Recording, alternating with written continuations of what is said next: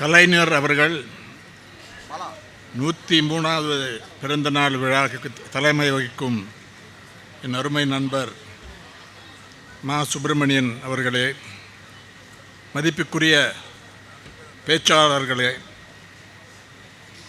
பொதுமக்களே, கலைஞரை பற்றி எங்கே ஆரம்பிக்கிறதுங்கிறதே ஒரு பெரிய கேள்வி, ஒரு சவால் என்றே சொல்லலாம்.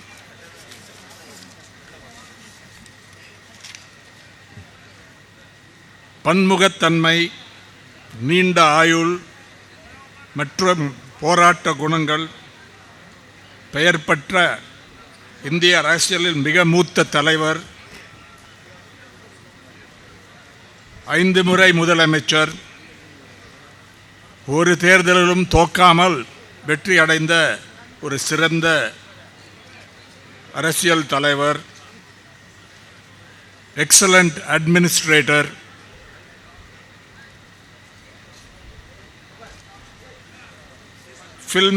ஃபில்ம் நரேட்டிவ் ஸ்கிரிப்ட், கவிதை, பல விஷயங்களை நமக்கு தந்தவர்.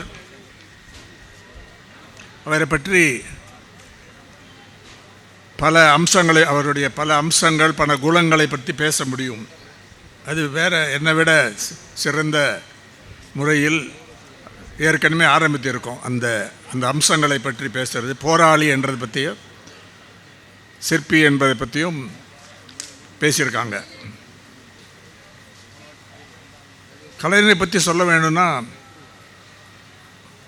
அவர் முதலேருந்த ஒரு கம்ப்ளீட் முழுமையான ஒரு சித்தாந்தம், அரசியல் பாதை, இதெல்லாம் எல்லாருக்கும் தெரியும்.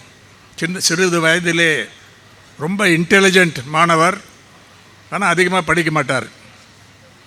வேறு இதில் அவர் மேல் பள்ளியில் முடிக்கவில்லை, கல்லூரிகளுக்கு போனதில்லை. ஆனால் சிறு வயதிலேயே எழுத்து திறமை எங்கேருந்து வந்தது? இது ஒரு இயற்கை கொடை என்று சொல்லலாம். கடினமான உழைப்பு இருந்தது, ஆனால் அது இருந்தால் மட்டும் போராது. ஒரு நேச்சுரல் கிஃப்ட் என்று சொல்வார்கள்.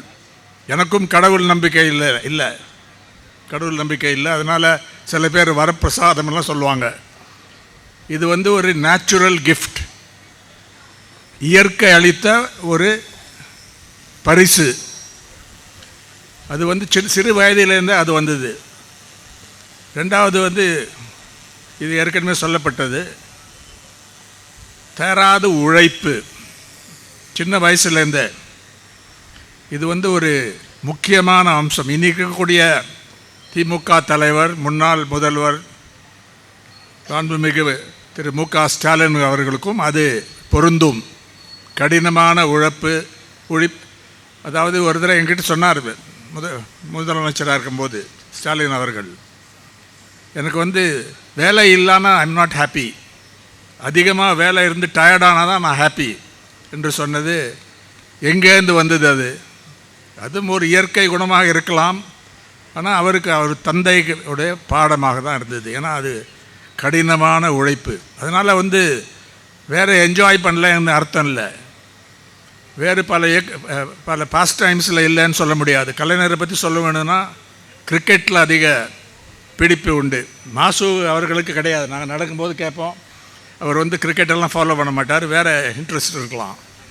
ஆனால் கலைஞரும் அது உண்டு. அவருடைய மகன் முன்னாள் முதலமைச்சர் மு.க. ஸ்டாலின் அவர்களுக்கும் அது உண்டு. அதனால் பலமுகத்தன்மை இருந்தாலும் ஒரு ஃபோக்கஸ் இருந்தது, ஒரு பிடிப்பு இருந்தது.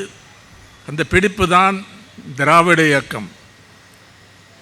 எனக்கு ஒரு ஞாபகம் வருது, அண்ணா அவர்களுடைய அந்த ஏர்லி டேஸ் வந்ததை பற்றி எனக்கு ஞாபகம் இருக்குது. நான் கொலம்பியா யூனிவர்சிட்டி மாணவனாக இருக்கும்போது 1967 68ஆம் ஆண்டு எம்எஸ்சி படித்தேன், ஜேர்னலிசம். அங்கே இருக்கக்கூடிய கொலம்பியா, நியூயார்க்கில் இருக்கக்கூடிய கொலம்பியா பல்கலைக்கழகத்தில் நான் படிச்சுட்டு இருந்தேன். அப்போ அண்ணா முதலையாக அமைச்சரான உடனே அங்கே அமெரிக்காவுக்கு வந்தார். ஃபர்ஸ்ட் விசிட், ரெண்டாவது விசிட்டும் இருந்தது அந்த இதில். அப்போ அப்போ வந்து அங்கே பேசுகிறதுன்னு கேட்டேன். வாஷிங்டன் டிசி போகும்போது அவர் அங்கே இன்வைட் பண்ணியிருந்தாங்க. அவர் ஒரு டூரிசம் சுற்றுப்பயணம் பண்ணுறதுக்கு. அவரோட நான் போயிட்டு இருந்தேன். அவருடைய குணத்தையும் அறிஞ்சேன். ரொம்ப எளிமையாக இருப்பார், ரொம்ப கைண்டாக இருப்பார். வெளியூரில் வந்து ரொம்ப மெஷர்டாக பேசுவார். இங்கே வந்து ரொம்ப ஸ்ட்ராங்காக பேசுவார், ஷார்ப்பாக பேசுவார். ஆனால் அங்கே வரும்போது இந்திய அரசாங்கத்தை நான் வந்து இங்கே விமர்சனம் பண்ணவோ கண்டிக்கவோ நான் இங்கே வரல அப்படிங்கிற அப்ரோச்சில் தான் இருந்தார். ஆனால் அண்ணா அவர்களுடைய டேர்ம் வந்து முழுமையாக முடிக்கப்படல, எல்லாருக்கும் தெரிஞ்ச விஷயம். அப்போ தான் முதல் முறை எனக்கு கலைஞர் அவர்களுக்கு அறிமுகம் கிடைத்தது. ஆனால் எந்த அரசியல் தலைவரும் எனக்கு தெரிஞ்சு அரசியலில் முதல்ல என்ட்ரு பண்ணுறதுலேருந்து கோபால் அவர்கள் சொன்ன மாதிரி, கிரண் கோபால் அவர்கள் சொன்ன மாதிரி 85, 86 வயசு மட்டும் ஒரு எழுத்து என்பது பார்ட் ஆஃப் லைஃப். அவருடைய அதான் ஆர்கே நாராயண் என்ற பெரிய எழுத்தாளர் ஒரு தடவை சொல்லியிருக்காரு எங்ககிட்ட, ஒரு ரைட்டர் எப்படி உருவாகுவார், how do you become a writer. வெறும் சிந்தித்தால் மட்டும் போராது, சிந்திப்பது முக்கியம், ஆனால் சிந்தித்தால் மட்டும் போராது. Writer must right, it is like a yoga. இதுதான் கலைஞர் த ரைட்டர், தி பத்திரிகையாளருடைய சாராம்சம். அதுதான் இது. தினந்தோறும் எழுதுவார். கிரண் கோபால் அவர்கள் சொன்ன மாதிரி, அதுக்கு முன்னால் சொன்ன மாதிரியும் ஒரு 5-6 மணி தான் அவருக்கு இது ரெஸ்ட் கிடைக்கும்.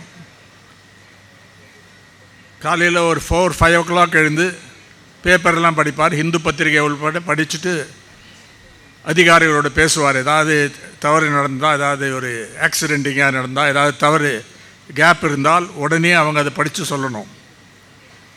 ஒரு பத்திரிகையாளர் போய் அவரை பார்க்க வேணுனாலும் பேப்பரை படிச்சுட்டு தான் போகணும். இங்கிலீஷ் பேப்பரும் படிப்பார், தமிழ் பேப்பரும் படிப்பார். Well informed. பத்திரிகைகளுக்கு ஒரு மதிப்பு கொடுக்கக்கூடிய அரசியல் தலைவர் எனக்கு தெரிஞ்சு வேறு யாரும் இங்கே இருந்ததில்லை. EMS நம்பூதிரி பார்த்துருக்கேன். அவரும் நல்ல எழுத்தாளர். அவருக்கு கொஞ்சம் அப்ரோச் வேறு சித்தாந்தம் இருந்தால் கூட, ஆனால் இது ஒரு தனி குணம். அதனால் அந்த ஃபஸ்ட்டு பாயிண்ட் என்னவென்றால், கலைஞருடைய பெருமையை, அதாவது கலைஞர் as political leader, statesman, chief minister, அகில இந்திய அளவிலும் ஒரு முக்கியமான சிற்பி. குறிப்பாக கோயலிஷன் என்றால் எப்படி நடக்க வேண்டும், அதுக்கு ஒரு எடுத்துக்காட்டு. சில இதில் விட்டு கொடுக்கலாம், ஆனால் பேசிக் இஷ்யூஸை விடக்கூடாது. அப்படி தான் அது இப்போ இருக்கும். இன்றைக்கி இருக்கக்கூடிய காங்கிரஸ் கட்சி, குறிப்பாக ராகுல் காந்தி அவர்கள் அதுக்கு நேர்மாறாக நடந்து கொள்ளக்கூடிய ஒரு அரசியல் தலைவர். பகிரங்கமாக சொல்லலாம் இது. அதாவது சோனியா காந்தி வேற, அவங்க இருக்கும்போது இந்த அலையன்ஸ் வந்து பாஜகவுக்கு எதிராக இருக்கக்கூடிய அலையன்ஸ், மதவெறி சக்திகளுக்கு எதிராக இருக்கக்கூடிய, பிரிவினைகளை கொண்டு வரக்கூடிய சக்திகளுக்கு எதிராக இருக்கக்கூடிய ஒரு கூட்டணி நன்றாக தான் நடந்தது. சில வீக்னஸ் இருந்திருக்கலாம், சில கேப்ஸ் இருக்கலாம், சில பேர் அதுலேருந்து போயிருக்கலாம். ஆனால் ஒட்டு மொத்தமாக பார்த்தா நன்றாக நடந்தது. ஆனால் இன்றைக்கி அப்படியா நடக்கிறாங்க? ஒரு அணியில் எலெக்ஷனை கண்டெஸ்ட் பண்ணி வேறு அணியில் மினிஸ்டர் பதவி படுறது எப்படி சரி இருக்கிறது? அது என்ன அரசியல் எத்திக்ஸுக்கு பொருந்துமா? யார் உங்களை நம்புவாங்க இந்த மாதிரி இருந்தால்? அதனால் நாளைக்கு டெல்லியில் வேறு இங்கே வேறு இருக்க முடியுமா? அதனால் இது ஒரு கலைஞர் வந்து, ஆனால் நான் பத்திரிகையாளர் இருக்கும்போது ஒரு விஷயத்தை மட்டும் விமர்சித்திருக்கேன். 1999 ஆண்டு முதலமைச்சர் ஜெயலலிதா அவர்கள் வந்து வாஜ்பாய் கவர்மெண்ட் அவங்களுக்கு சப்போர்ட்டை விட்ரா பண்ணிட்டார். கவர்மெண்ட் விழுந்தது. திமுக அன்றைக்கு நேஷனல் டெமோக்ராட்டிக் அலையன்ஸை சேர்ந்தது நான் விமர்சித்தேன். அது தவறான இதுதான் இன்றைக்கும் சொல்லுவேன். அது கலைஞர்கிட்ட சொல்லியிருக்கேன், நாங்கள் எழுத்திருக்கோம் அதை பற்றி. ஆனால் அதை வந்து கரெக்ட் பண்ணிவிட்டு 2003 திரும்பி சரியான பாதைக்கு வந்துட்டாங்க. இந்த மாதிரி விஷயங்களெல்லாம் நம்ம விமர்சிக்க முடியும், பேச முடியும், விவாதிக்க முடியும். அப்படிப்பட்ட ஒரு சிறந்த தலைவர், அறிவுஜீவி, எழுத்தாளர், படைப்பாளி நம்மளுடைய கலைஞர். அதுதான் எனக்கு அது முக்கியத்துவம். அது பல நேரம் வந்து திமுக அவங்க இருக்கும்போது சில விஷயங்களை நாங்கள் விமர்சிப்போம். ஃபோன் பண்ணுவார் மார்னிங் காலையில், ஏன் இப்படி எழுதிட்டீங்க, என்னென்னா நான் உங்களை வந்து பார்க்குறேன், இது பேசலான்னா உடனே ஒத்துப்பார். ஒரு டெமோக்ராட்டிக் அப்ரோச் அது சொன்னாங்கல்ல, ஜனநாயக முறை, அதில் பண்ணக்கூடிய ஒரு சிறந்த தலைவர். அவருடைய எழுத்துக்களை பற்றி பல மணி நேரம் பேசலாம். ஏன்னா அவ்வளோ வார்த்தைகள், அவ்வளோ வால்யூம்ஸ் எழுதினது ரொம்ப ரேர். மகாத்மா காந்தி இருந்திருக்காரு, ஜவஹர்லால் நேரு இருந்திருக்காங்க, இஎம்எஸ் நம்பூதிரிப்பாடு இருந்திருக்காரு. அவங்க எல்லாம் எழுத்தாளிகள். அதுக்கு முன்னால் பாலகங்காதர் திலக் இருந்திருக்காரு. எல்லாரும் பத்திரிகையாளர், ஆசிரியர்கள், போராளிகள். எழுத்தின் மூலம், பத்திரிகை மூலம், பேச்சின் மூலம், இன்றைக்கி வந்து டிஜிட்டல் பிளாட்ஃபார்ம்ஸ் இருந்தால் அதுலேயும் சிறந்த முறையில் கலைஞர் வந்து இன்றைக்கி இளம் வயதில் இருந்தால் அதுலேயும் சிறந்த இதில் அதை பயன்படுத்தியிருப்பார். அதாவது அந்த பிளாட்ஃபார்ம்ஸை யூஸ் பண்ணுறதுல அந்த ஒரு ஸ்பெஷல் கிஃப்ட், இயற்கை அந்த ஒரு பரிசு என்று சொல்லலாம், அந்த கிஃப்ட். அவருடைய எழுத்துக்கள் வந்து எப்படி இருக்கும்னா படிக்கக்கூடிய விதத்தில் இருக்கும். ஆழமான கருத்துக்கள் இருந்தாலும் அதை எப்படி இன்ட்ரெஸ்டிங்காக ப்ரெசென்ட் பண்ணுறதுங்கிறதுல ரொம்ப எக்ஸ்பர்ட். அதில் அதுக்கு ஒரு ஹியூமர் இருக்கும், விட் இருக்கும்.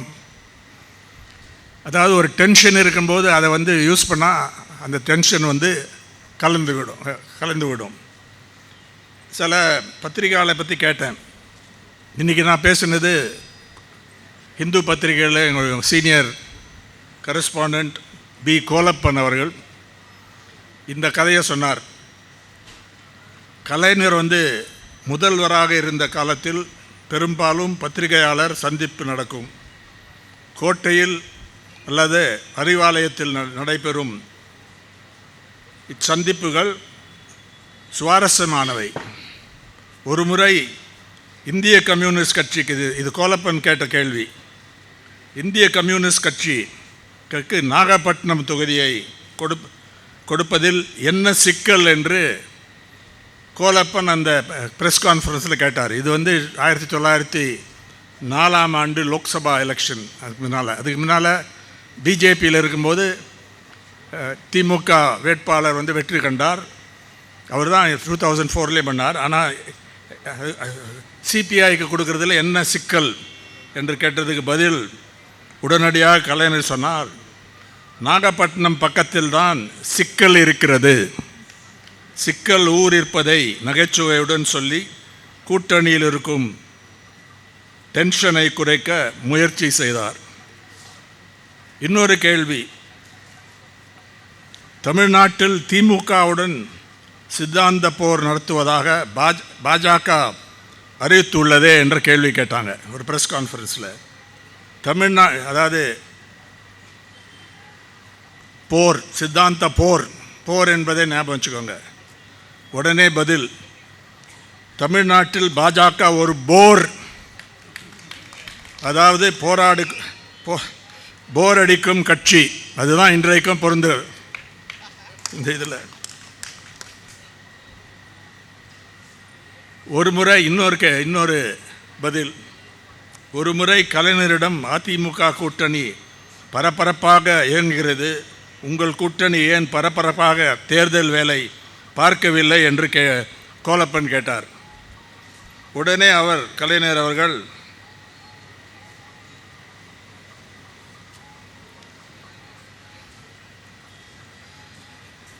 உடனே அவர், எங்கள் கூட்டணி சமைத்து ஹாட் பேக்கில் வைக்கப்பட்டுள்ளது, நாங்கள் காய்கறி வாங்கவோ பல சரக்கு வாங்கவோ ஓட வேண்டிய தேவை இல்லை என்று பதில் அளித்தார். அவர் எழுத்துக்களை பற்றி இங்கே பேசக்கூடிய சான்ஸே இல்லை. அவ்வளவு எழுத்துக்கள் பல விஷயங்களை பற்றி திரைப்பட அந்த இதுலேயும் அந்த அந்த வசனங்கள், அவருடைய கவிதைகள், உணர்ச்சி பூர்வமான கவிதைகள், அண்ணா அவர்கள் மறைவுக்கு பிறகு அவர் எழுதின அந்த வார்த்தைகள் இன்றைக்கும் அங்கே இருக்குது. அவருடைய சென்டனரி இதில் மரியனால் இதெல்லாம் பார்த்தா இவரை விட ஒரு சிறந்த பத்திரிகையாளரோ எழுத்தாளரோ அரசியல் துறையில் அட்லீஸ்ட் இந்தியாவை பொறுத்தவரையிலும் இருந்ததாக எனக்கு தெரியவில்லை. இருந்தாலும் அவர் அந்த டாப் 2-3 பேரில் ஒரு முக்கியமான ஒரு எழுத்தாளராக இருப்பார். கடைசி பாயிண்ட் அவருடைய வாழ்க்கையையும் அரசியலையும் நிர்வாகத் திறனையும் தனிமை, அதாவது எழுத்தை தனியாக பார்க்க முடியாது, செக்ரிகேட் பண்ண முடியாது. அதோட ஒரே பார்ட்டாக தான் இருக்கும்.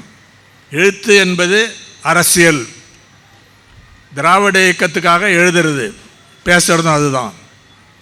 அதை தனிப்பட்ட முறையில் பார்க்க முடியாது. அவர் பொலிட்டிக்கல் லீடர் வேறு, எழுத்தாளர் வேறு, அந்த மாதிரி இருக்காங்க பல பேர். ரொம்ப அரசியலில் கொண்டு வர மாட்டாங்க அவங்க ரைட்டிங். பல ரைட்டர்ஸ் இருக்காங்க.